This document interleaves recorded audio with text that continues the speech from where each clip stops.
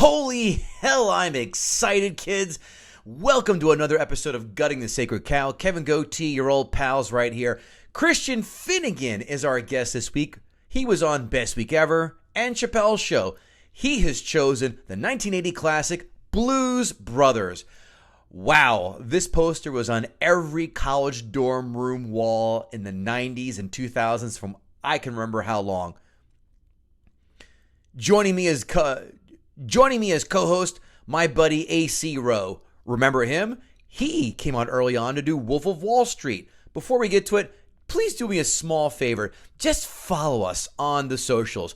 Gutting the Sacred Cow podcast on TikTok and Instagram. And of course, at GTSC Podcast on Twitter.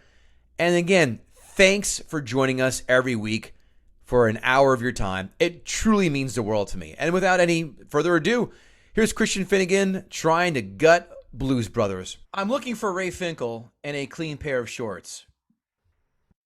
AC Rowe, guest host, name that film. Is that...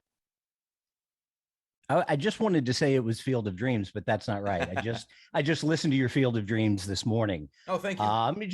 One, it was good, but two, getting ready for tonight. I don't know. Our guest is Christian Finnegan. Do you want to venture a guess? I'm looking for Ray Finkel and a clean pair of shorts. Boy, I want. My first thought was Kentucky Fried Movie. I know there's a scene at the end where the guy rents a video and his name is Ray, but and Andrew Dice Clay comes to the screen and starts threatening him. But I don't think it is Kentucky Fried Movie, so I'm gonna have to say no. It is not Kentucky Fried Movie. I'm very surprised. I thought the answer was obvious with Ray Finkel. The answer is Ace Ventura. Oh, that makes I've never sense. seen that movie. What? How have you It's never crazy. seen that movie? You know what? I must have. I must have when it first came out, but I don't. I mean, I remember Laces Out. I remember that Right. scene. Yeah. But that's like literally all I remember. I had a weird anti-Jim Carrey thing. I don't know why. Well, I'm anti-Jim Carrey now because he's not funny. I was very pro-Jim Carrey in the mid to late 90s and early 2000s, but then after that, it tailed off. Who gives a shit? Kevin Gootee, AC Rowe, joined by Christian Finnegan. Folks, thank you so much for coming on and joining us for another hour this week of Gutting the Sacred Cow. We hope you're enjoying such films where people hate, like There Will Be Blood and Stripes and the aforementioned Field of Dreams. Oh yeah, and Blade Runner. Hope all those episodes have resonated with the cockles of your heartstrings or just nagged in your intestines. Who knows? Christian has graciously joined today to pick a film. I'm surprised that we are, goddamn, 150-ish episodes in. No one has tried to come after this one, and that is 1980's The Blues Brothers. A budget at the time of $30 million. A box office gross of $115.3 million. Now, turn that into 2022 money. Google did it for me. $108.9 million budget. $418.5 million gross. AC, that's a lot of scroll, as you folks say in Arkansas. Well, actually, I don't think we say scroll in Arkansas.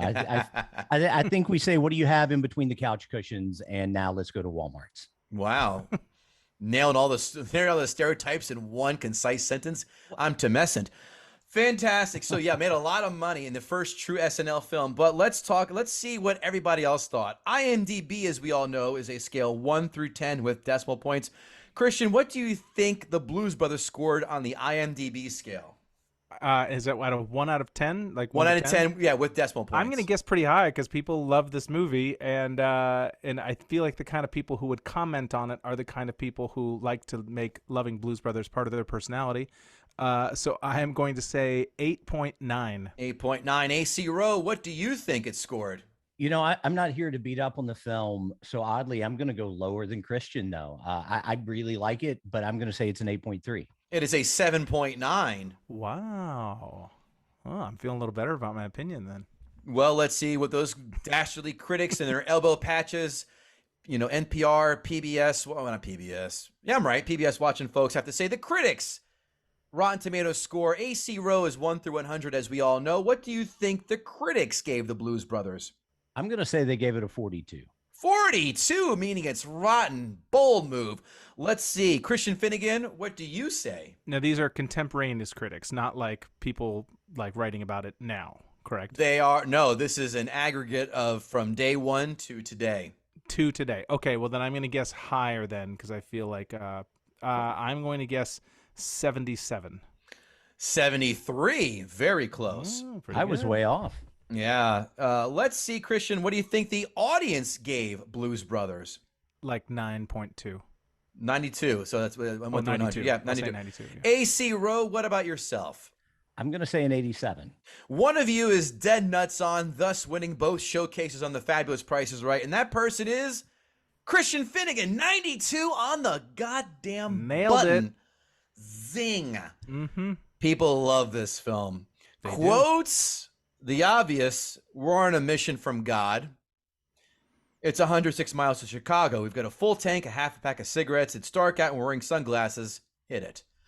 And my favorite one, you get my cheese whiz, boy? And it wasn't even Cheese Whiz he gave him. No. AC Rowe, any quotes jump out at you? There are no quotes that jump out at me on it. For me, more it's the random people that you see throughout that you're like, wait a minute, was that Uncle Phil from Fresh Prince? from Fresh Prince of Bel-Air? he was the dancer. I watched this again this morning. I didn't see that. Shit, I wish I knew that. He's the dancer in front of Ray Charles's his music store. Really? And so again, it's fresh. I watched part of it last night again this morning, and yeah, he's listed on IMDb as the guy dancing in front of the store, as is Mr. T, as somebody in the street. But I didn't. What? I've never seen Mr. T, but according to IMDb, Mr. T is an uncredited man on the street. Motherfucker. At the time, he I was missed it. Mr. He was known as Mr. Lowercase T. He was not, There you go. Not fully. Christian, any quotes jump out at you? The end. No. I mean, obviously, I know obviously we got to run a mission from God, which they say I think 409 times through the course of the movie. I know we play both kinds of music. We allow both kinds of music, country and western. I do like that quote. Yeah. Those are the two that sort of jump out at me. I forgot the country western part. I wrote it down, but I forgot to say it. And as soon as you were done, I was going to say it. So good on you.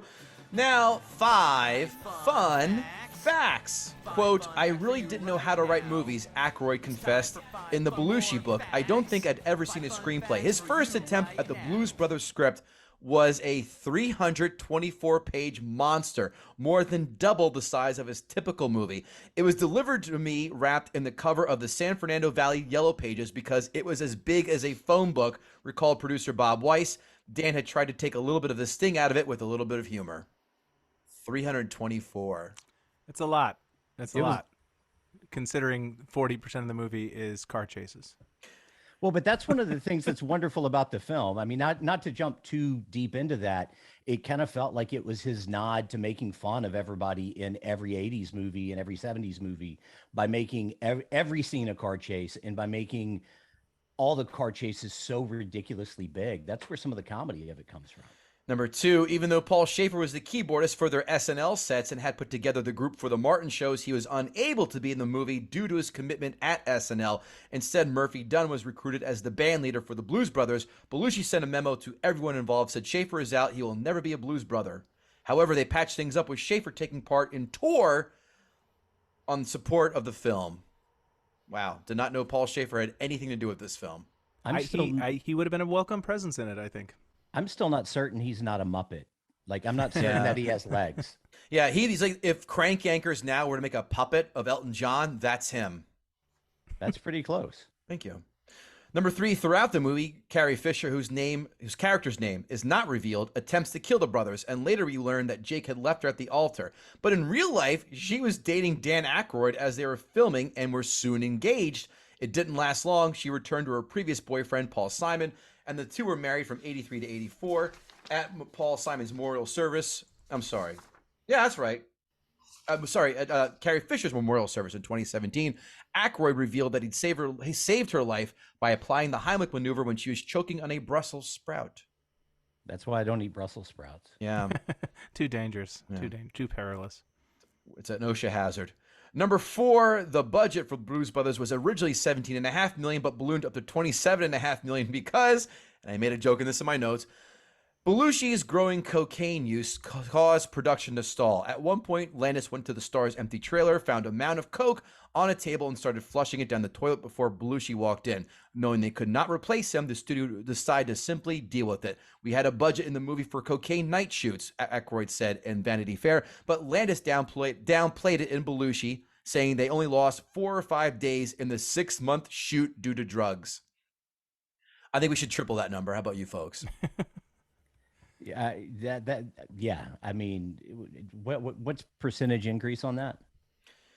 Almost double. So I would say double or triple. Yeah. Yeah. I look at the budget. Yeah, I think for easily 2 weeks. Number 5, when released in 1980, the Blues Brothers set the record with 104 cars destroyed, beating 1974's Gone in 60 Seconds by 11. The mark stood in place until 1982's The Junk Man, which totaled 150. As of 2020, it sits in 8th place with, I'm not even going to try to let you guys guess, Transformers 3 being responsible for the destruction of 532 cars.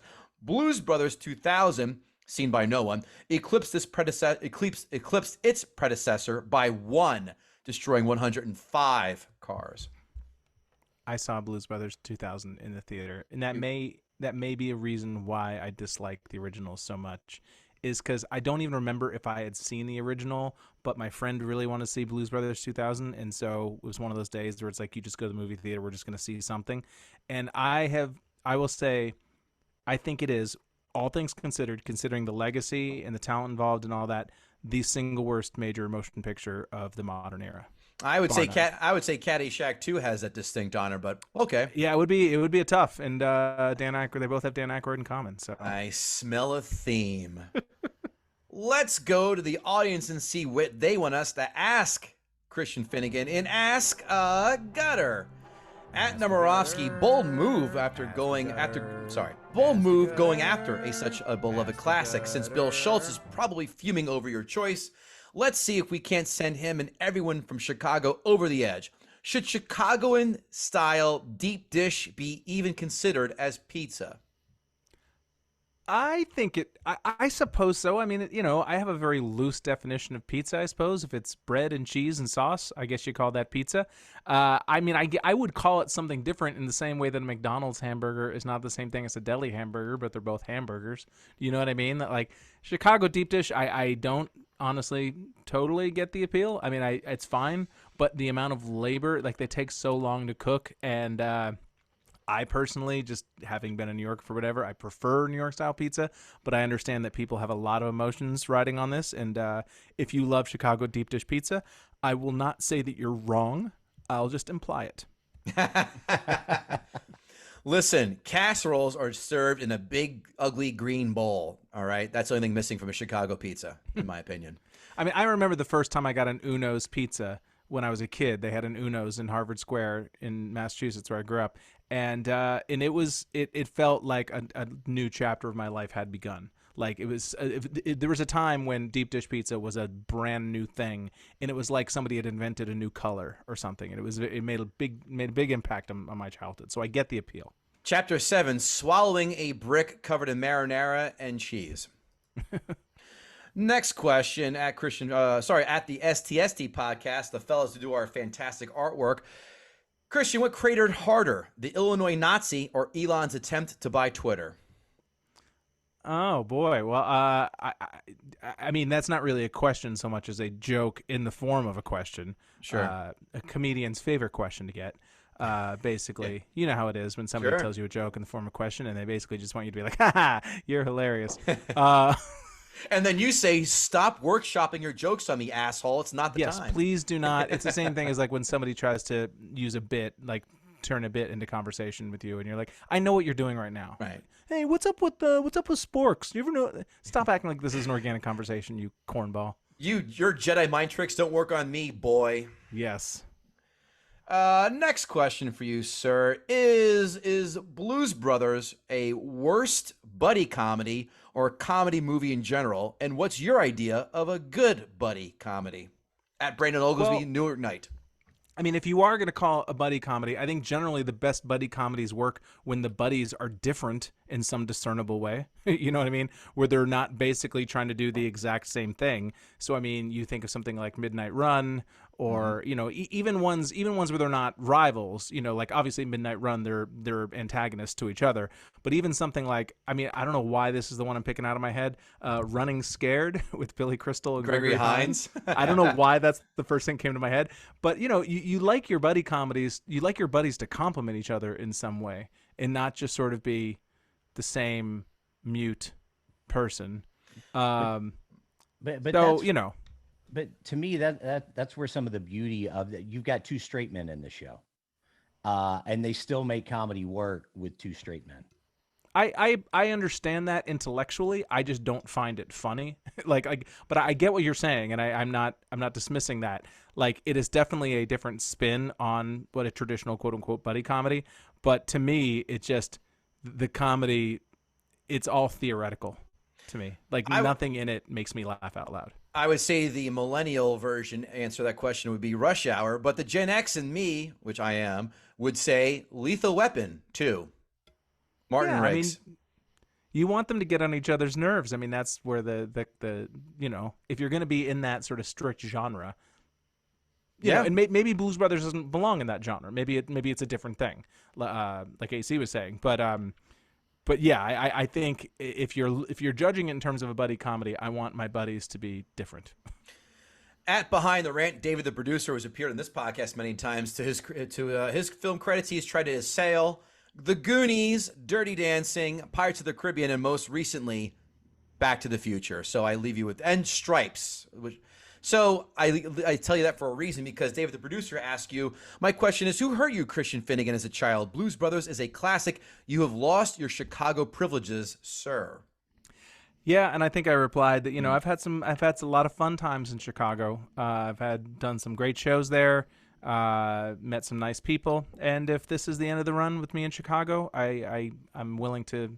I'm getting to that point in my life where I'm starting to winnow the places where I'll visit again. And so if Chicago doesn't make the cut, then I guess I'll just have to survive. Every other show on TV seems to be about Chicago, so I feel like it'll never be far from my heart. Well, it sounds like he brought a knife and you brought a gun. That's the Chicago way. Very nice. Very nice. Thank you. And that wraps it up for Ask Adventures in Babysitting.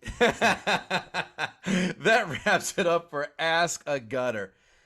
Well, AC, I think it's time we let Christian get out here and attack this absolute beloved cow. Boy, people were very angry when I announced that he was going to take this down. So no need in delaying the man what he was here to come to do, and that is gut the sacred cow. I love Zoom and it's all of its delays. Well, okay. You know, it's funny because I used to be on Best Week Ever 1,000 years ago, and all we would do is make fun of things. And in my recent life, I have tried my best to not be as negative and to try to spend more time praising the things I like as opposed to talking shit about the things I don't like. So I will just say a few things about Blues Brothers that I do think are great. A lot of the performances are great. The James Brown performance is great. The dance sequence outside Ray Charles, like that big I wish there was more of that in the movie, that sort of vibrant life. Like some of the things I don't like about the movie is the sort of deadpan quality. I wish there was a little bit more vibrancy to it. I like that scene. A moment that I genuinely thought was funny is when the cowboy band is chasing them in the RV, and I think it's Buck Owens who's driving, and the other members of the band are up in the top of the RV, sort of looking out the front window. Like, that's just a funny visual. All right, now I'm done. No, but I do like I do like a lot of the performances, and obviously it's great that people like, you know, Duck Dunn and Steve Cropper are getting attention. I'm a music dork, so I'm always happy to see musicians getting attention. But some of that starts to feel like stolen valor to me. That is this just a grand excuse for John Belushi to show off that he can sing? Like, it always rubs me a little wrong when actors try to work in their other talents somehow. In it, like the way that like Gregory Hines would tap dance in every movie. Like, okay, we get it. Or that like all of a sudden on Wayne's World, Garth had to be a great drummer just because Dana Carvey could drum, and so they had to sort of work that in. And I just I wonder how much of this started as just a, hey, we want to play music, but we're comedians, so we have to sort of make a comic premise around it. But really what we want to do is just be in a band. I mean, they say that all comedians want to be musicians and all musicians want to be comedians. And I do think that there's some truth to that. And I just, I'll just run down my list. They're not in any particular order. I think that Blues Brothers is the origin of the awful trend in culture of dudes thinking they look cool in fedoras. 100% absolutely true. And I understand there's probably a lot of people out there being like, it's not a fedora, it's a trilby. Which, okay, There's call a it a trilby, whatever you want. But this idea of just that, like, a hat and sunglasses are cool is such a dumb suburban white guy sort of attitude, because it requires nothing. Like, all I have to do is just be my dumb, vacant, blank self, but put on sunglasses and hat, and then somehow, by osmosis, I come across as cool. And that's an attitude that I've always been annoyed by, and I think Blues Brothers is where it started. I think a lot of the comedy in Blues Brothers reminds me of, like, when the jock in your high school would do a sketch at the talent show.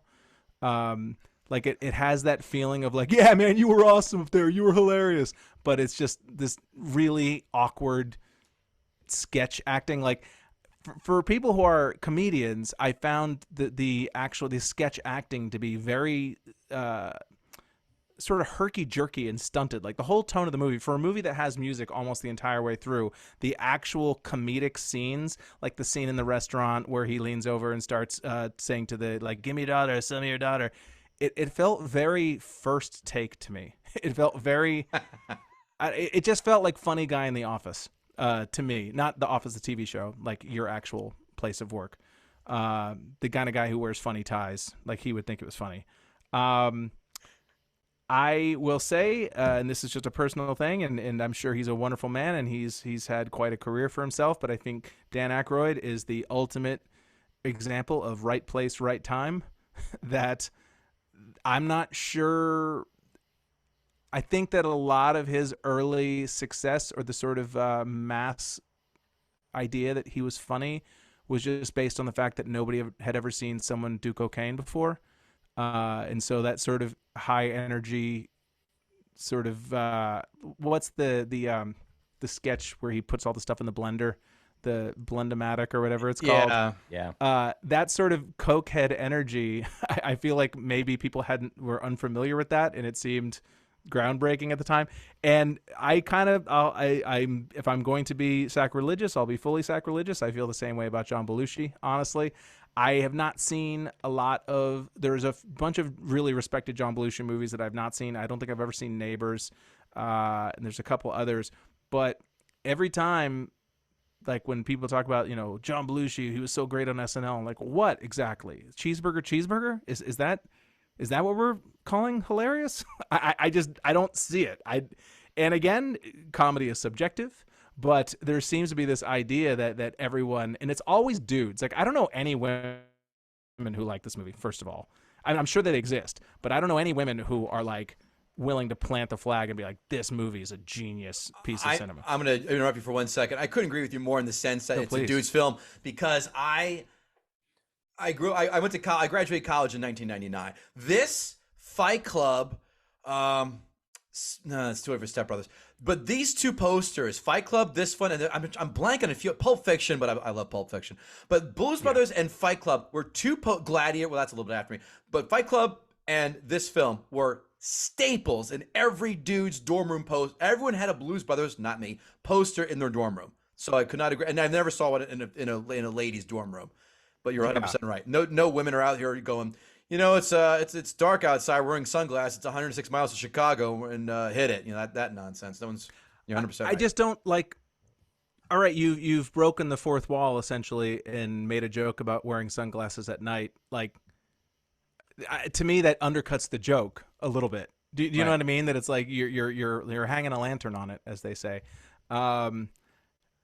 Yeah, I mean, the Carrie Fisher runner, the subplot through the movie. First of all, she has never looked more adorable, and I don't mean to just reduce her to that, but in terms of just a woman looking great, she's probably the movie where she looks the greatest. And but even that, like, just from a pure comedy structure, and I'm not trying to act like I've never had a screenplay produced, so who the fuck am I? But you know, the first time we meet her, she's shooting a bazooka at them. Like, there's no build there. You've already started at bazooka. Do you know what I mean? That it's like, it feels like the first time it should be like a gun, and then the next time it should be a grenade. You know what I mean? Like, there's no. So by the time she actually like corners them in the gutter or when she has the machine gun, I don't know. It just doesn't. To me, the sort of rules of comedy say that the methods she uses to attack them should get bigger and bigger, and those scenes to me are so badly staged to almost the point where maybe it's intentional, but just like when she fires the rocket launcher into the hotel, and then it cuts to them just standing there with like a brick on top of them, like some crappy foam rubber piece of like cement.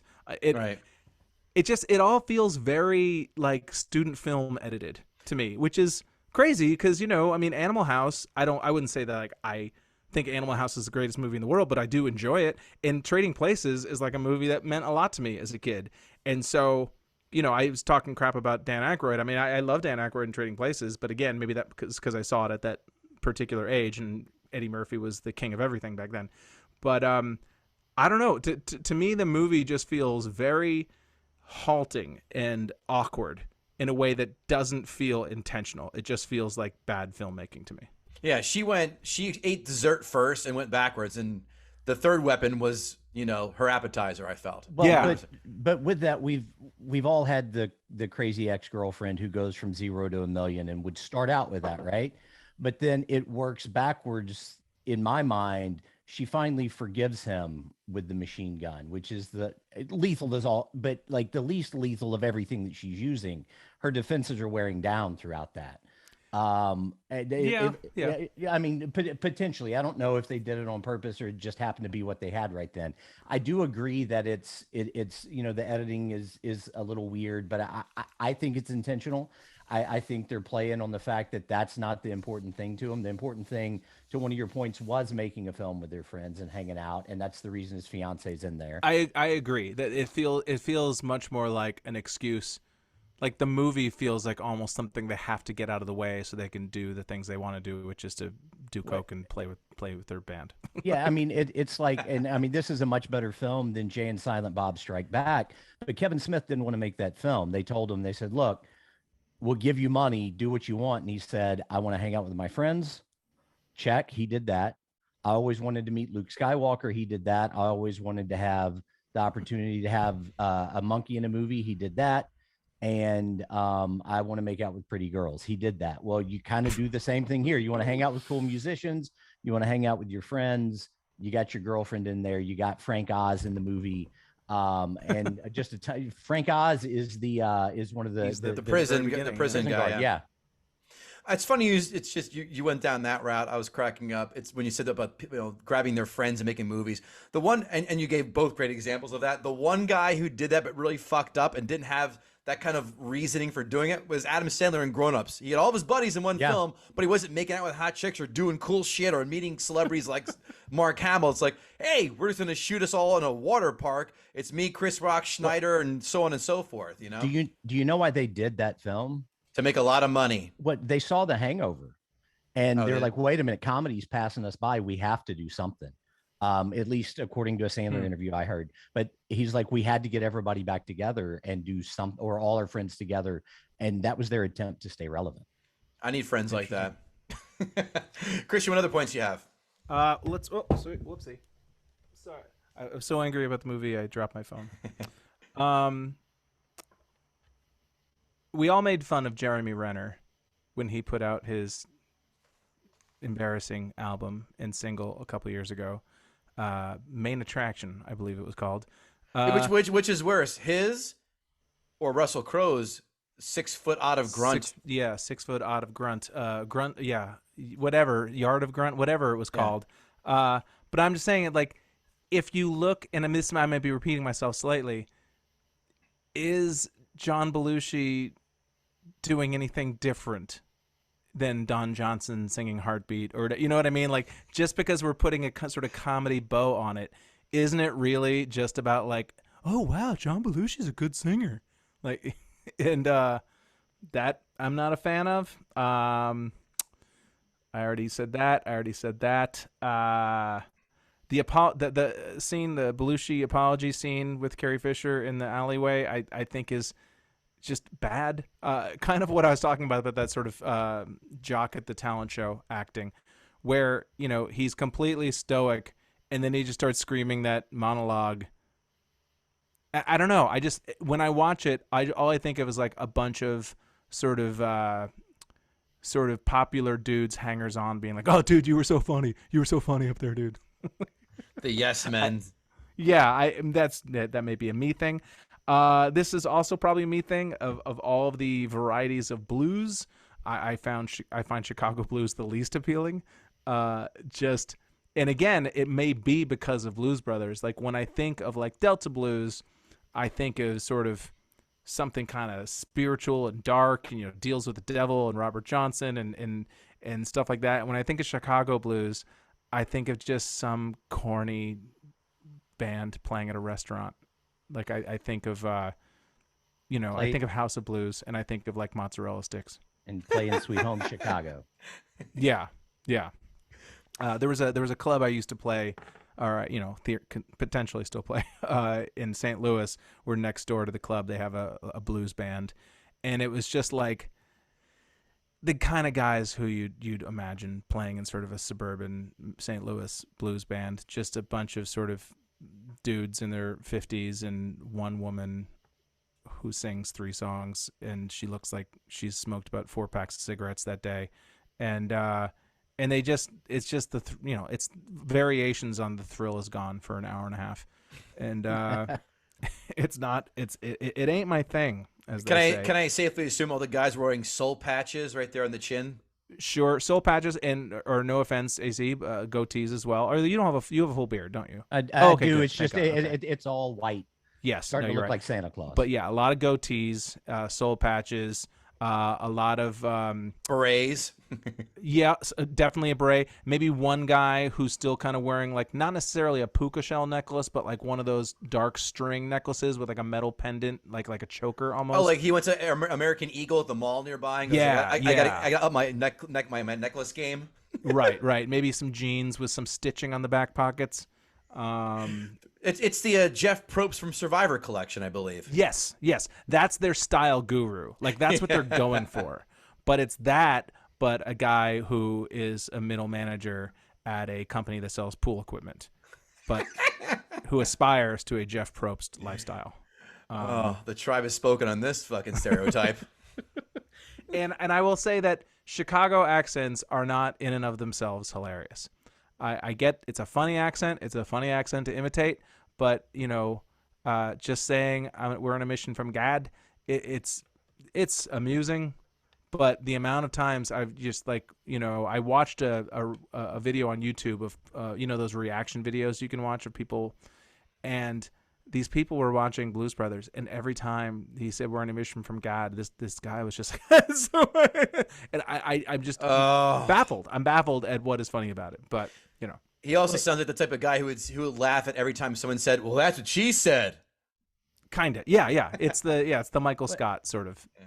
Well, but he says it so much, it gets to be the equivalent of the Peter Griffin ow. Yeah. When they're not going to say it anymore, they keep saying it. And the minute you start to see that that's funny, then every time you do, it grows. Because you're like, there's no way they're going to do it again. Yeah, I will take your word for that. I don't mean to be a jerk. I just it just, for me, it just like, he said it again. Right. I think that pretty much. I think I've kind of gone through all my notes at this point. You did it. Yeah, that's good. If there are any other specific points, happy to address them. No. You've done an admirable job, sir. Give me a number 1 to 10 on your thoughts of the Blues Brothers. For the performances, and I'm happy whenever there's a movie that takes music seriously and gives it respect. So I'll say a 3. Woo! Ooh. Respectfully, Okay, no, I'll give it a 4. I'll give it a 3. 4. Give it a 4. Don't, I'll give it a No, 4. no, stand by your 3. Don't That's let okay. Well, exactly. well, I'm saying- Don't let reactions change your score. That's just Well, but I'm saying, but it's like, I love the James Brown performance, and again, these are a lot of the musicians who are featured in the movie were in sort of career downturns at the time, and I'm sure that movie was just immensely helpful to James Brown in terms of getting him back in the public consciousness, and also Aretha Franklin and Ray Charles. And so based on that alone, I feel like that raises the 3 to a 4. You mean you're giving him another bump because they got a SAG check in the process? Exactly. Hey, pension and healthcare, man. Pension and healthcare. AC, why don't you give your notes? Well, for me, I think Christian made a lot of really good points, and I don't think that any of them are egregious or too far out there. And I didn't think you were being a jerk. I already knew you were a jerk. You had to be to come on the show to decide you wanted to destroy people's illusions. Because what if you were successful and nobody ever watched the Blues Brothers again after this? But no, for me though, I watched Lids would go out of business. Does Lids sell though? What did you call those? There's usually like one rack of crappy trilbies at Lids, like by the register. It's mostly Like baseball hats, but like yeah. with dust and stuff all over them, or Well, it's for like the sort of pudgy junior high kid who is not quite outgoing enough to be a LARPer, but still wants to. There's a ducky in every school, and that's who they cater to. Yeah, like and they wearing think, the like, bowling shirt. this hat will do the work for me of having personality. Right. It's the one guy trying to bring back swing, like on swingers, like Big Bag Voodoo Daddy, that swing movement. We don't need that to come back. I'm glad that died a second death. Thank you very much. Well, so for me watching the movie again last night and this morning, I didn't watch it twice. It is long. It was different than when I was 12. When I first watched it and thought it was the funniest thing in the world. But some things I found in it this time were, is it a buddy comedy? I don't know. But does it tell you that Belushi's number one love is making music in the band? He gives everything to do it, to come back around, and he's whole again, even though he's back in prison with his brother and making music. I love all the musical appearances.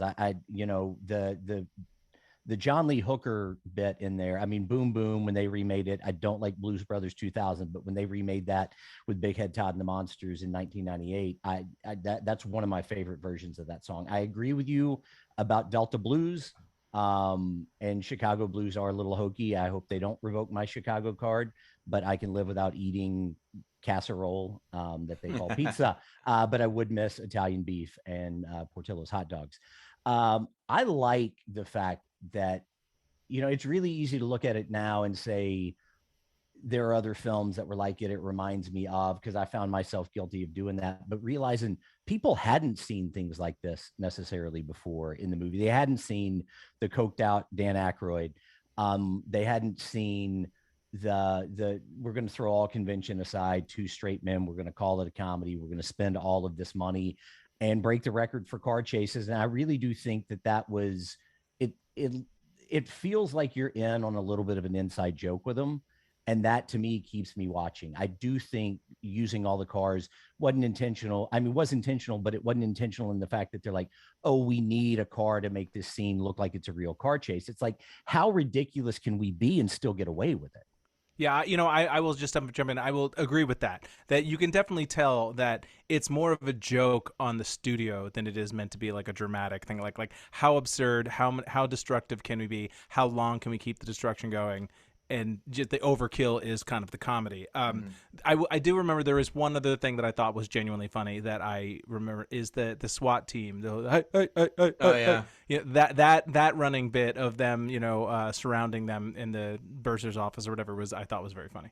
See, I thought that fell right into the Peter Griffin comment you did before. Was all with the same as the "We're on a mission for God." It was cute for the first 5-10 seconds, and after that, I go, "We fucking get it. Let's move on." There you go. And I mean, I do get that, and I get to a certain point with the Peter Griffin bit where I'm completely turned off. I'm like, stop it, and then I start laughing again. And I do find myself doing that, with Blues Brothers. I like the fact that it was their kind of sticking it to the studio. I think, how much can we get away with? Let's bring in another car. They're not going to let us bring in another car. Holy crap, we've got another car here. How many times can we Dukes of Hazzard jump the car? What can we do ridiculous to include all of the stereotypes? I mean, the Nazi stereotype was, a lot of fun, over the top. The country and Western bar. Chicago does get redneck really quick. And I know this was coming off the backs of Urban Cowboy. That feels a lot more to me like a West Texas kind of country bar than you would have found in Chicago at the time. And I think that was part of their joke, is we're going, I don't know, they were running the chicken wire circuit up there in country and Western bars, and trucking people who carry axe handles in from Nashville, which made it funny. The fact that all of those guys are standing there with an axe handle, the enormous amount of cops, the John Candy that doesn't fit, but it fits because it doesn't really fit into it. To me, all really kind of played into, this is our inside joke and we're going to let you in on it. I have one very unfair comment. I feel like, and this may be just my perception, a lot of the dudes who most worship Blues Brothers would probably nowadays sympathize more with the Nazis. Oh, wow. And they're all wearing Ryan Sandberg jerseys while doing They're so. all watching Ben Shapiro videos all day. And sorry, it's a little personal bugaboo of mine.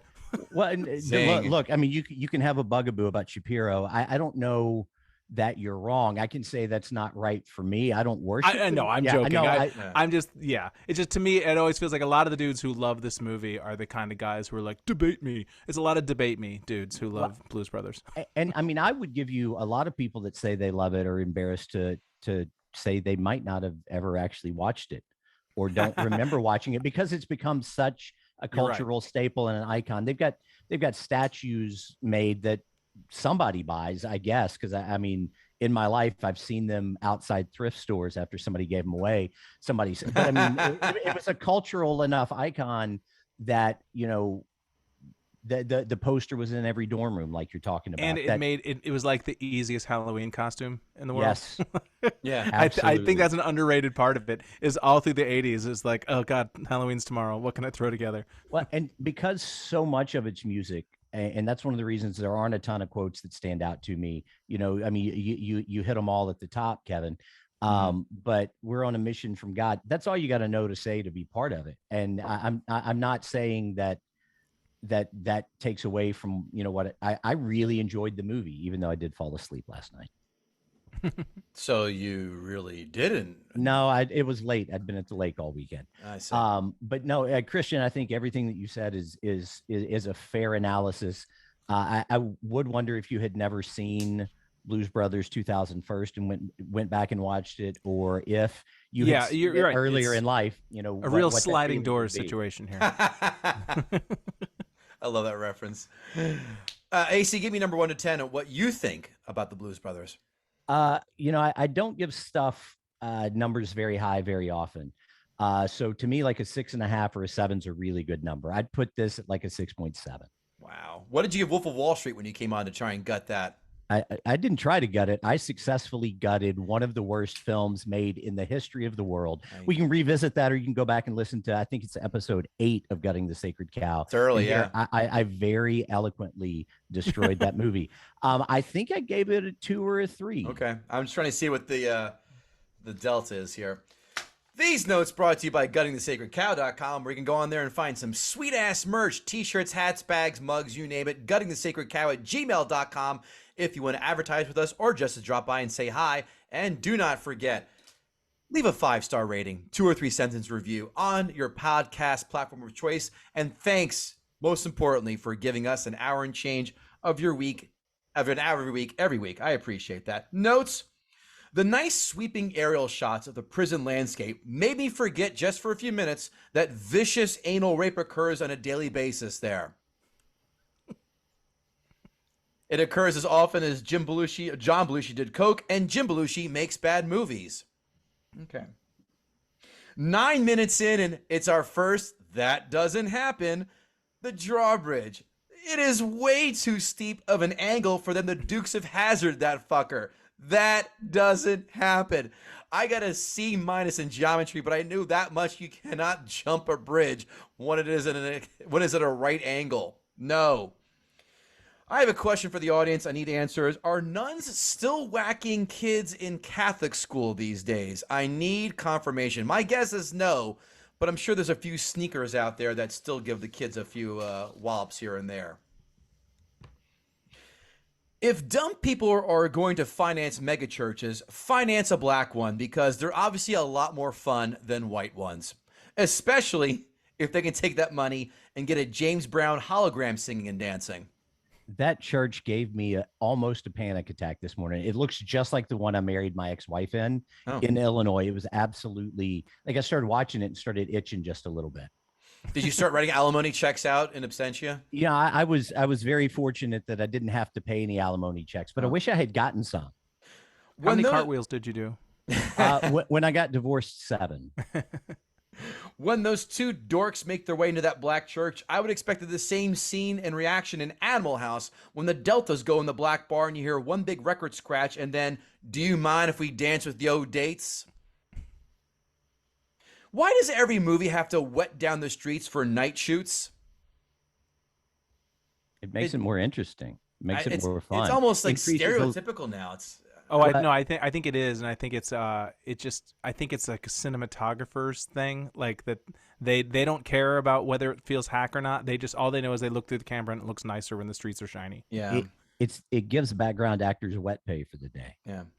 And it wouldn't surprise me if at night it actually helps with perspective and being able to see, like if you're doing night shots, in terms of just adding definition to certain things, so you can see where like the road meets the sidewalk and stuff. I wouldn't be surprised if it had some technical reason. That's a perfectly good logical explanation, and I will definitely agree with that if that is the case, if we can get a cinematographer to clarify. But I like your explanation nonetheless, Christian.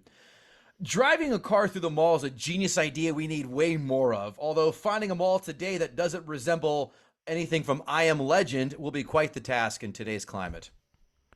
So sad. Kids today, they don't know what it's like. They like. have no idea. Like. It's Saturday night, let's go to the mall. They don't get it. To attempt to pick up women as well as waste $8 in quarters in video arcades, which back in the day would last you a good 30 to 45 minutes. That was our TikTok. Wasn't it? Oh. I can still smell those arcades, the recycled oxygen, and it smells like heaven. Anytime you have a spy hunter theme in a movie is an automatic ½ point increase for me. I don't know if you can rapid fire a rocket launcher. Just kidding. I know you can't because I played Call of Duty, and Carrie Fisher sure as shit can't fire 6 rockets in a row at about 30 seconds as she did in this film. Christian made a great point of the showcasing. This film, I wrote this down, it felt like the original Ocean's 11, which is an absolute slog waste of time. All it is for them is a showcase for them to sing throughout the goddamn movie. Sammy Davis Jr., EO, EO is going on through the entire time. Do not watch original Ocean's 11. This is one of the films that deservedly got a reboot. Watching this and I saw Carrie Fisher, I go, I wonder if she's going to Star Wars this film as well by having an English accent in the first 10 minutes of the film and then inexplicably dropping it for the rest. Does she have more than 5 lines, actual lines in it? Yeah, she didn't have time for it to go away if she had started. Yeah. 37 minutes in, and the official laugh count, 1. The mall chase scene was chucklesome for me. And here's me screaming, Pee Wee Herman is the waiter! Holy shit! Paging Mr. Herman. Oh, you have a call at the front desk. AC is from Arkansas, so seeing that Nazi scene must have gotten quasi-tumescent. It made me feel a little bit like I was at a family reunion. No, my family are great people, but I do know people, unfortunately, from everywhere I've lived that listen to Ben Shapiro now, back to Christian's point. Yeah, I didn't mean to make this all political, but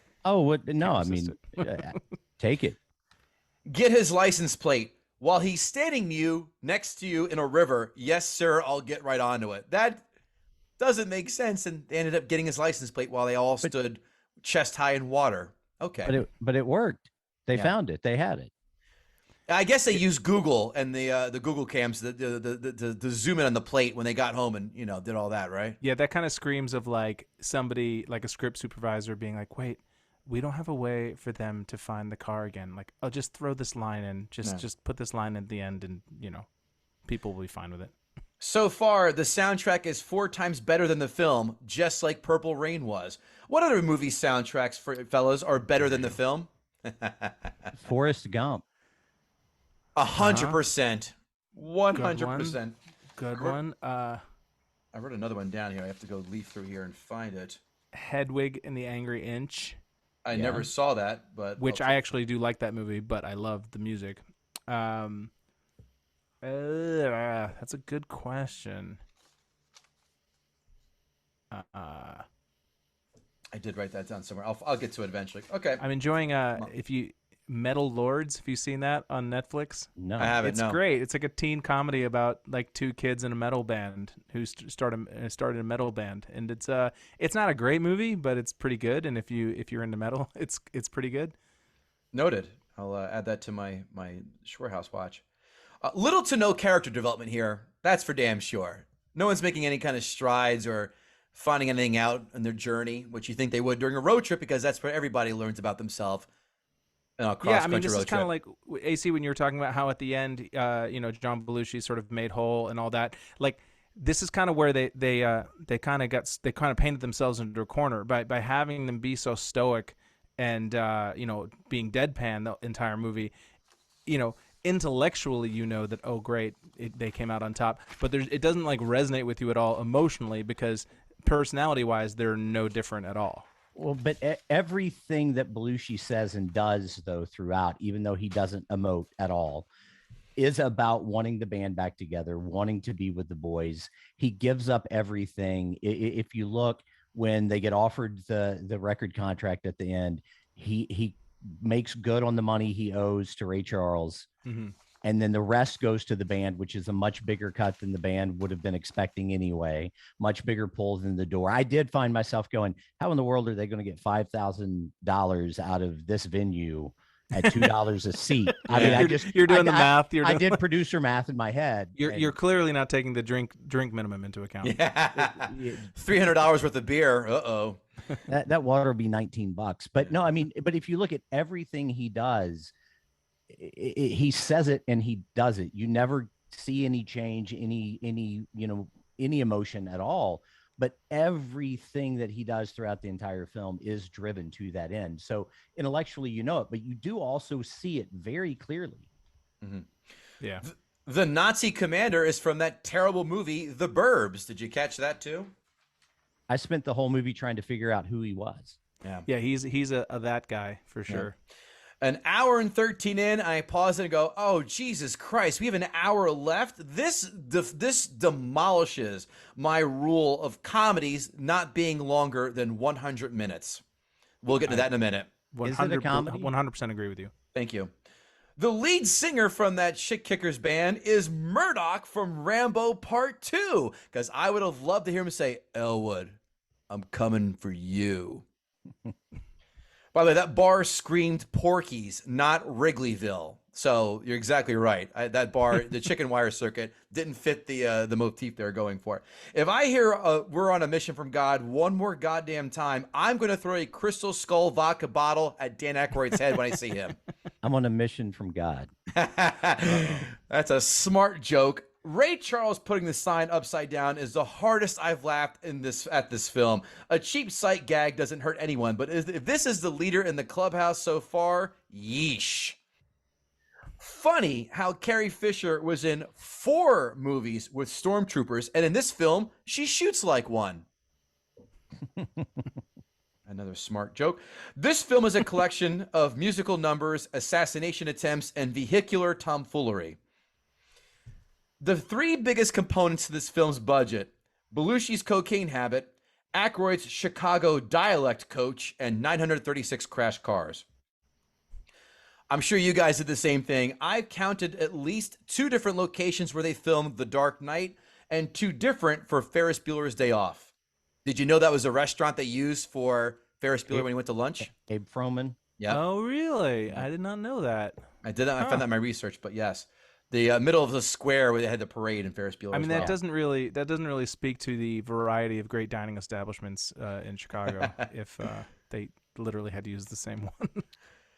I saw this in my 20s for the first time, and I was bored as all hell. I rewatched it for this episode, and my opinion has changed somewhat.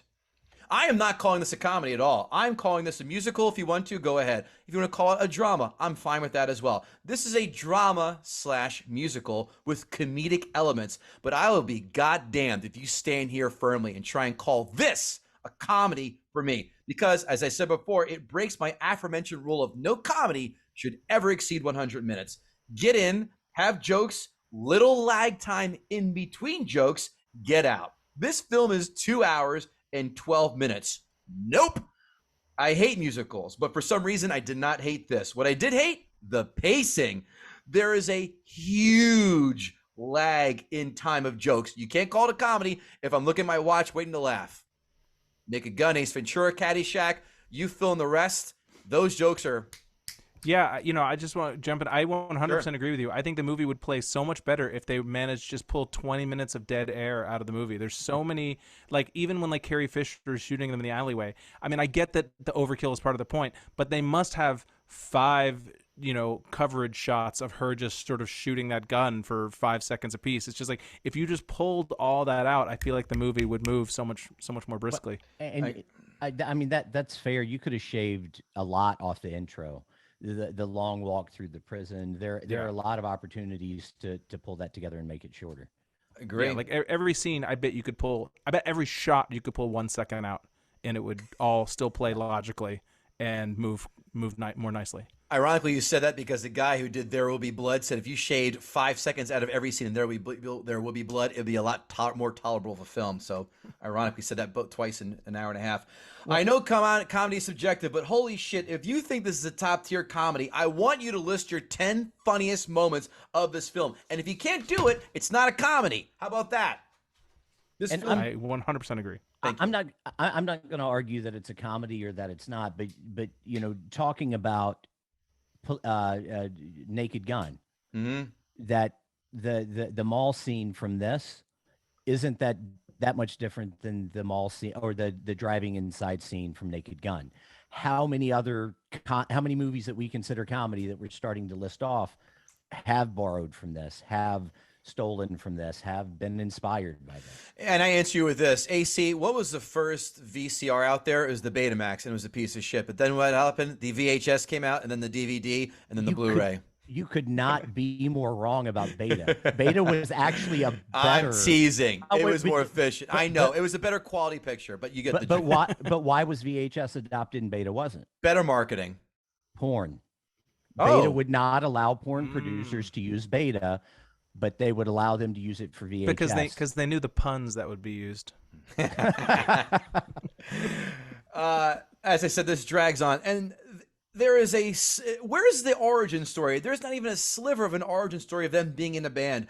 And I need to know, why are these two Nimrods wearing the same Adjustment Bureau uniform 24/7? Why are they choosing to wear this wardrobe? How did they get this way? Mother Superior never got that deep except for, hey, they were assholes at kids. And Carrie Fisher's big reveal of us trying to kill these guys throughout the film is she was left at the goddamn altar. She's a jilted bride who gets access to military-grade weapons, but she can't track down one fat guy as a down-and-out blues singer? Cut that shit. I legit LOL'd 5-ish times. This movie is smirkable. And the third act is just meh. The music is fantastic. There's no argument about that. Cameos are nice, but again, for me, that's like putting your fingers and toes into a sinking ship with 53 holes into it. You can only do so much for so long before it sinks. The nonsense with the Nazis did nothing for me. Too much that doesn't happen. Nazis haven't been this lighthearted since the 3 Indiana Jones films, The Producers, and of course, American History X. But I'll never watch this film again. It gloriously fails the remote test for me. Christian, the remote test, if at any point you stumble upon it, or you're watching on cable or wherever, and you catch it at whatever junction of the film, do you drop the remote and continue to watch for the next hour, half hour, whatever it is left? No, I do not. And I'm sure, no, you do not. I don't despise... Yeah, exactly. I don't despise it like I thought I was going to. But this is a concert film, if anything. But this is not a comedy. Don't call this a comedy, and don't call me daughter. Too bad they don't have as many solid jokes in this film as they had crashed cars. 5 out of 10. I feel like I just heard a gavel come down. I did. That sounded like a ruling.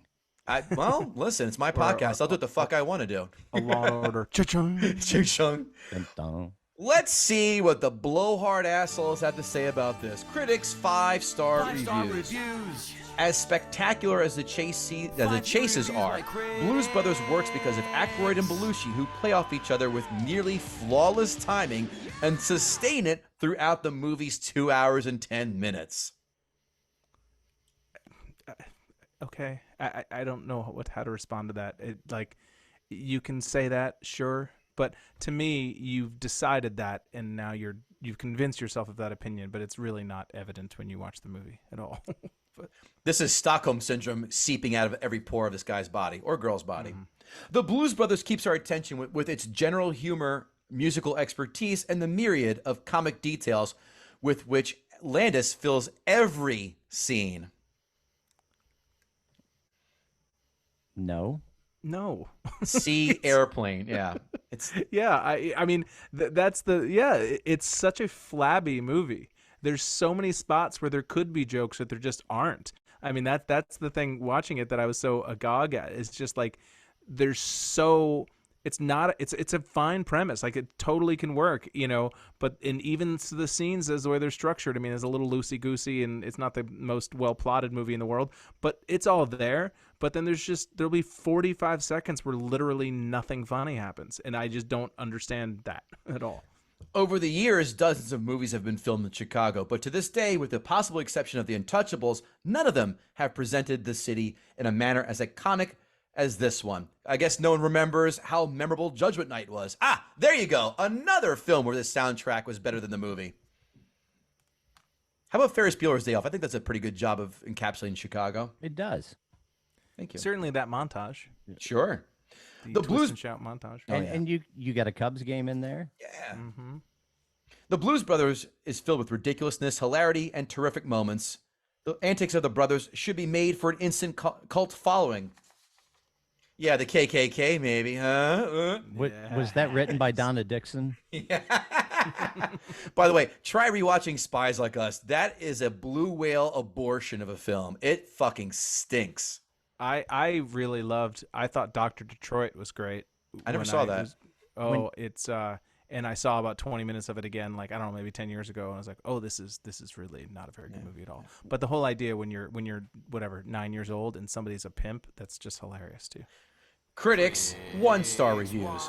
The film is a monument to car wreckage with a tip of the hat to rhythm and blues. If you've seen the preview, you've seen the movie. Elsewhere, flat characterization and flimsy plot subplots. Whoever dreamed up those Nazis numb the brain and add up an expense of spirit and a waste of time, talent, and money. They did know this was an SNL film, though, right? Right. Okay. I would hope. The Blues Brothers are a popular novelty and definitely have a tongue-in-cheek appeal, But this film does nothing with the characters except to portray them as a couple of one-sided and unlikable hoods. Oh. Grifters. That's something we didn't really explore, but okay. Hoods. Wow. Bloated over long, too many car crashes, too little humor. A big disappointment. I didn't write that. Did you, Christian? No, I mean, I felt it. I sure did. I did not. Are you sure that's not something my mother wrote about me? Oh, wow. Or your ex-wife. Hey-o! Amazon 5-star reviews. Did the Blues Brothers introduce millions of white Americans to the African-American form of the blues? Factually, it'd be tough to dispute. Over 40 years later, is it at all regrettable that a band fronted by two white comedians had to serve as a catalyst for the blues crossing over into the larger cultural conversation? I read that wrong. Have they not heard of rock and roll? Right. Wait, and can you read that first sentence again of that one? Did the Blues Brothers introduce millions of white Americans to the African-American art form of the blues? Okay, all right. I thought you said African American version of the blues, which was making me laugh. I was like, no, okay, art form. Okay, it's just poorly phrased, known as the blues. Okay, I get it. These are Amazon 5-star reviews, not Yes. Oxford, prose writing This winners. is not the Criterion. The Criterion Collection. Yeah, no. Carrie Fisher's performance as the mystery woman made me blow beer out of my nose because I laughed so hard. In the middle of watching it last night, the spouse said, "It's a musical." I think the spouse summed it up perfectly, and that spouse should reconsider that other spouse, if this person is snotting beer from laughing this hard in such a pedestrian comedy, quote unquote. In this editor's viewpoint. I had to show this one to my 18-year-old son. He enjoyed it, and he said that it had the most gratuitous destruction of cars that he had seen in a while. He really didn't get it, in quotes, though there isn't much for getting, in quotes. He was blown away by the sheer multitude of musical luminaries that appeared throughout the film. James Brown, Aretha Franklin, Ray Charles, etc. It is a rollicking good time. See it. Guys, I can't believe... I was going to say... He was not blown away. He was humoring his dad. Right. He's like, oh, that's great, because his dad would be like, that's Ray Charles, and I'm sure he's like, oh, cool, Dad. Yeah, he wanted to borrow the car. Yeah. I'm absolutely shocked that I'm going to agree with a millennial, but here I am. There are 7 good golden rules of cinema, and this film breaks all of them. Don't give a fat guy the lead. What about Melissa McCarthy? Don't devote 90%. Don't devote 90% of the budget to the car chase. Musicals after 1960 don't work. Adaptations from television make bad movies. Don't have more than 2 or 3 guest stars.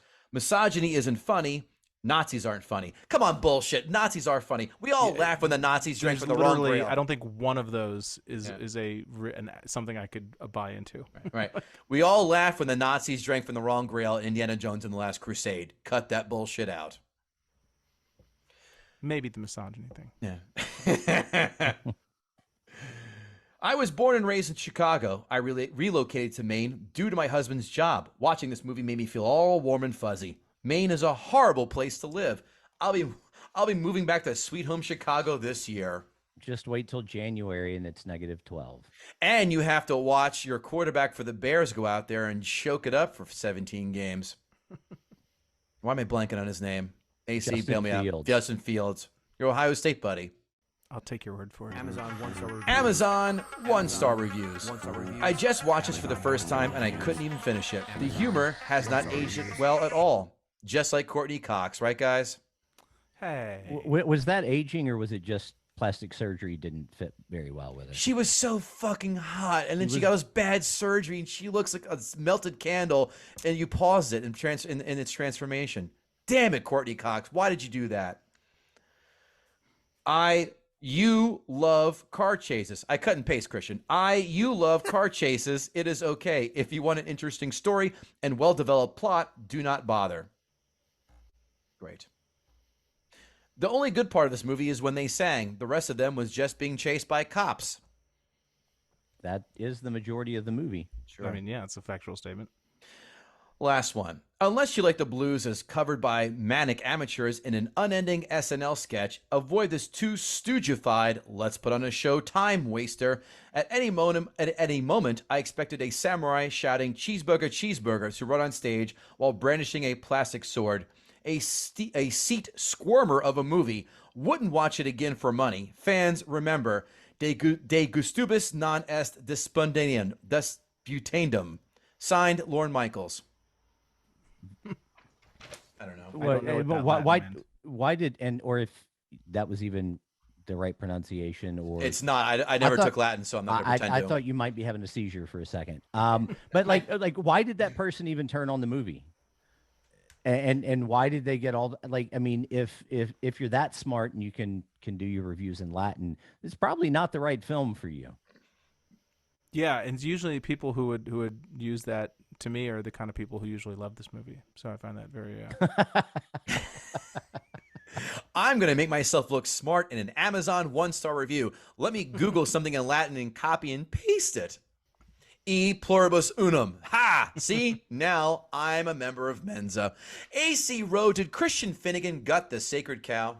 I think Christian made really good points, and I agree with a lot of those points, but it doesn't really change the fact. I do think it's a good movie. I think it's worth maybe you watch it in sittings like I did. I would agree that the definition of comedy here being used for Blues Brothers is a little generous, but musicals can be funny. I like the fact that they made a movie with their buddies and spent a bunch of the studio's money to do what they wanted to do. Christian didn't change my mind about the movie, but his arguments were great.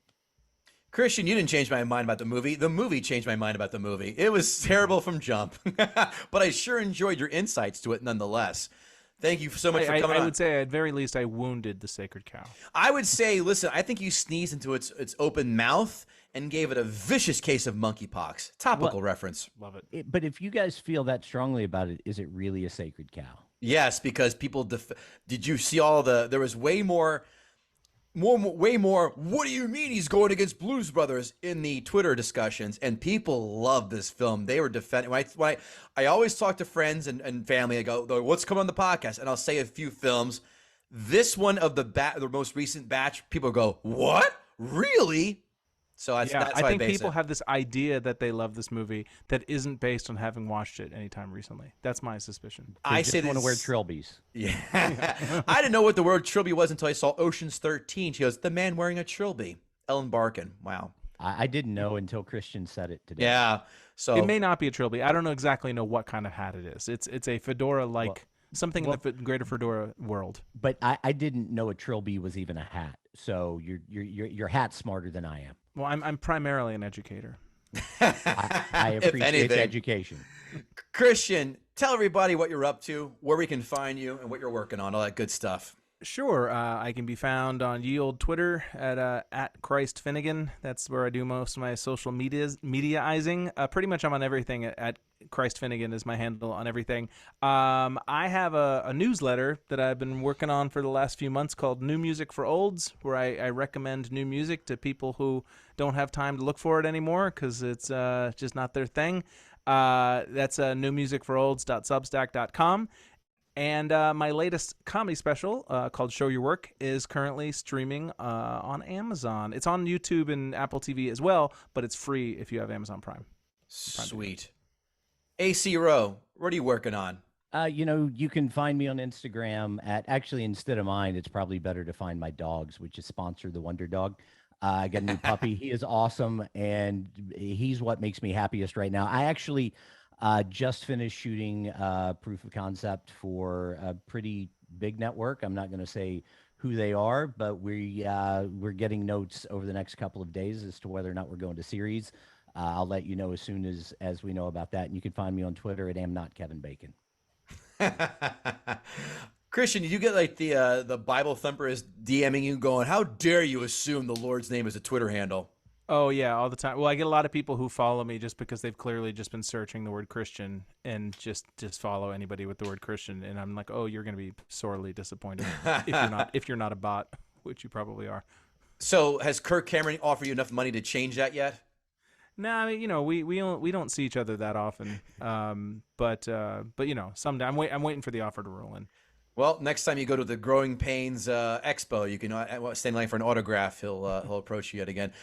KevinGootee.com for dates and shenanigans. Fantasy football jibber jabbers coming back in the metaverse. That's right, in the joke comedy room. You can watch me give fantasy football advice as well as NFL betting. Comics Watching Comics will also be back there as well. Of course, Gutting the Sacred Cow on YouTube, Facebook, Twitter, Instagram. Give us a follow. And again, please leave us at 5-star rating, 2 or 3 sentence review. Christian, it's been a joy. I do think he's got the sacred cow. AC does not, but that's cool. That's why we have different opinions and we enjoy each other's time and company on this podcast. AC, thank you again, my friend, for hanging out. I always enjoy hanging out with you, no matter the platform it is. Everyone, thank you so much for giving us an hour or plus of your time every week, and we'll see you soon. Avita Zen.